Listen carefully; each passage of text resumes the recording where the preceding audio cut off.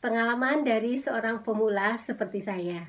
Jika isi kontenmu bagus, jika isi kontenmu bermanfaat untuk yang menontonnya.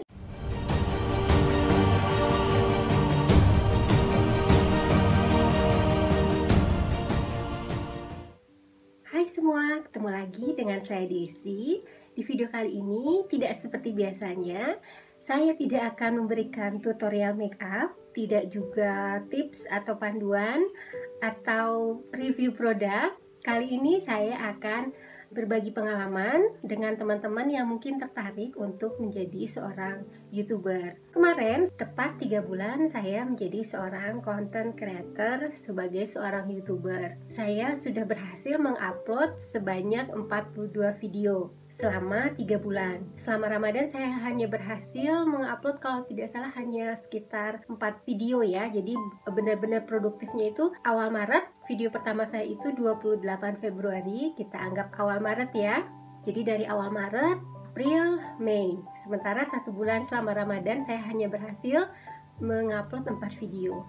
Sisanya berarti benar-benar produktifnya selama 2 bulan. Nah teman-teman, bagaimana awalnya saya tertarik untuk menjalankan ide untuk menjadi seorang YouTuber, dan kemudian bagaimana awalnya, apa saja proses yang saya jalani, kamu cek di video berikut.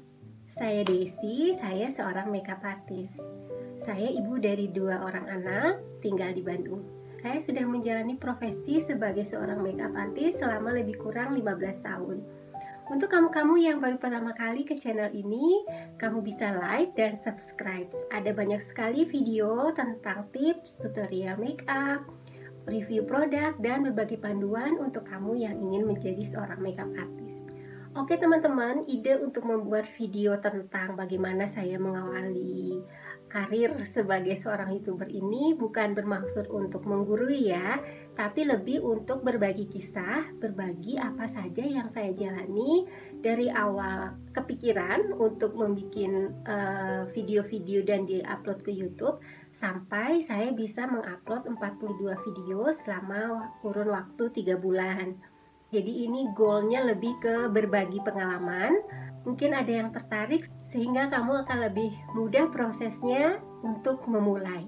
Jadi pada awalnya yang membuat saya tertarik untuk menjadi seorang content creator ini diawali dengan pandemi yang tidak ada habisnya ini ya. Setelah lebih kurang berjalan hampir 1 tahun, otomatis hampir selama 1 tahun ini saya benar-benar jarang keluar, tidak menerima klien sama sekali karena seorang makeup artist itu kedekatannya dengan pelanggan itu sangat dekat ya teman-teman. Mungkin jaraknya hanya sekitar 30 cm ya pada saat melakukan makeup. Sehingga dengan kondisi yang seperti ini saya benar-benar tidak menerima customer sama sekali. Dari awal pandemi berusaha untuk menyibukkan diri, mulai dari berjualan online, lebih banyak membaca buku, sampai begitu awal tahun saya akhirnya memutuskan kira-kira apa ya biar bisa produktif lagi. Sebenarnya saya mempunyai akun YouTube itu sejak 2011 dan sangat aktif dalam menonton YouTube setiap harinya. Nah teman-teman, langkah pertama waktu itu yang saya lakukan lebih kurang saya membuat nama untuk YouTube ini kalau tidak salah itu sekitar tanggal 14 atau 15 Februari. Nah dari rentang 2 minggu sampai ke 28 Februari itu yang saya lakukan adalah boleh dibilang semacam riset ya. Gaya bener mau jadi YouTuber pakai riset segala.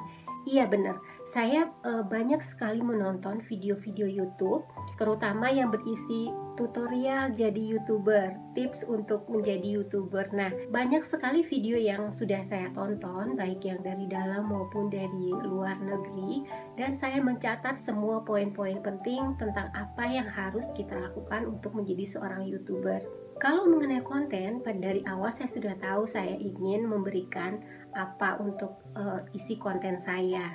Dan konsep besarnya adalah untuk memberikan ilmu, sharing ilmu yang saya punya tentang makeup untuk para penonton. Nah, setelah menonton berbagai video itu, saya sempat membuat target, oke, saya akan mulai dan akan membuat 100 video pertama.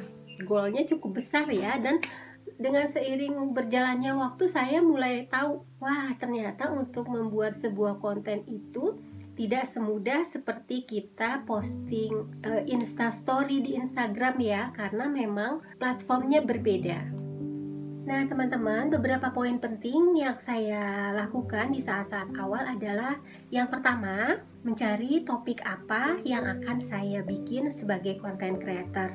Dan teman-teman pasti sudah tahu ya, sebagai seorang makeup artist saya mempunyai ilmu yang lebih dari cukup untuk dibagi dan dibuat sebagai video dan dibuat sebagai konten.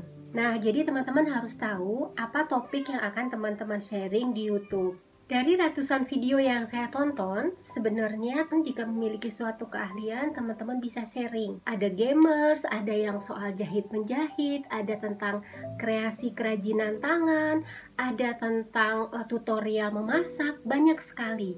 Jadi intinya, jika kita punya ilmu, bagikan ilmunya. Nah, setelah mengetahui topik apa yang akan kita share, topik apa yang akan kita bagikan, langkah selanjutnya adalah cara merekam. Bagaimana merekam video yang bagus, bagaimana teknik-tekniknya, itu adalah poin kedua yang harus teman-teman cari tahu. Mengenai gadget sebenarnya tidak masalah. Saya sendiri sampai video yang ke-42 kemarin masih menggunakan handphone, karena saya pikir dengan menggunakan kamera saya membutuhkan effort yang lebih besar, karena kebetulan kamera saya tidak mempunyai colokan mic untuk eksternal mic, jadi saya pikir mungkin harus 2 kali kerja ya, karena harus record untuk suaranya. Nah, saya berpikir cari yang simple aja, sehingga saya memutuskan sampai saat ini saya masih menggunakan handphone dengan mix eksternal. Nah, jadi teman-teman harus explore tentang ini. Minimal tahu basic-basicnya bagaimana merecord video kamu biar nggak jelek-jelek amat. Salah satu tips yang terpenting adalah minimal terang ya. Jadi teman-teman harus punya cahaya yang cukup bagus. Jangan terlalu pusing dengan gadget. Kalau ada kamera bisa nge-record video, go.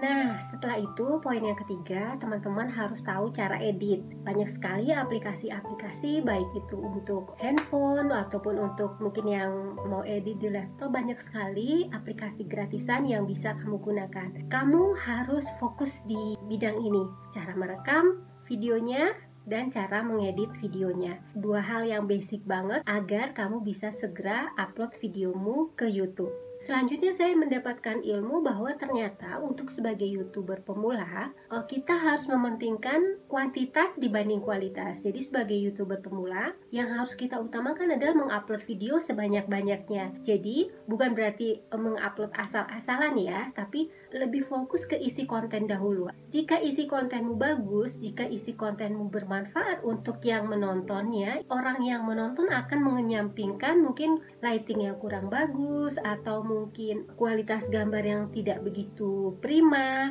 akan kalah dengan ternyata ini isi kontennya bermanfaat buat saya.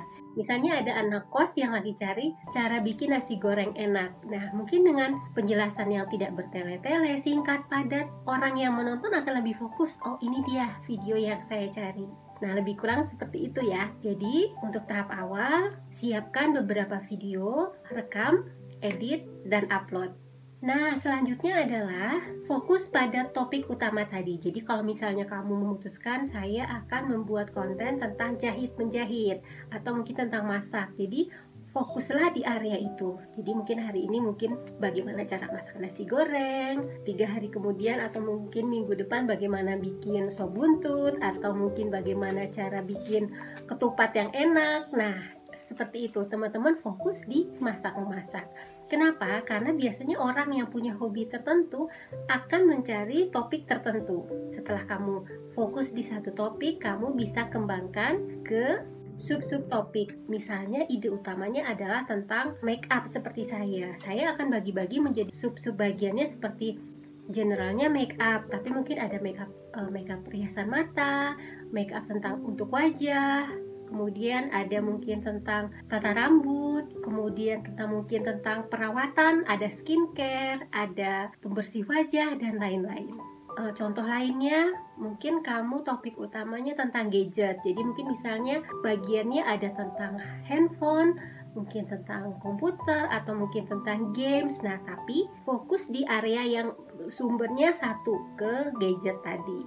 Nah, selanjutnya, sebagai orang awam, Karena kita bukan artis atau public figure, jadi akan lebih mudah mencari penonton jika kita memberikan nilai atau value pada penonton yang akan menonton video kita. Jadi jika kamu bukan siapa-siapa, akan lebih bagus membuat video tentang tutorial atau tips yang intinya adalah akan memberikan value pada penonton. Bukan daily vlog tentang hari-hari pagi masak, siang ke kantor, hal-hal seperti itu ya. Karena kita bukan artis. Akan berbeda dengan seorang public figure atau artis keseharian mereka yang akan dikepoin oleh banyak orang. Nah, satu lagi tips yang saya dapatkan, buatlah video yang long lasting. Artinya bukan hanya tren sesaat. Contohnya seperti tadi ya, cara bikin nasi goreng. Rasanya sampai kapanpun orang akan selalu makan nasi goreng. Jadi lalu buatlah judul dan thumbnail yang menarik. Thumbnail ini adalah gambar semacam cover ya, cover yang menarik sehingga orang tertarik mengklik videomu. Nah, itu adalah beberapa ilmu basic banget ya untuk mengawali video pertamamu di YouTube. Jadi perhatikan beberapa hal tadi untuk segera memulai menjadi seorang YouTuber.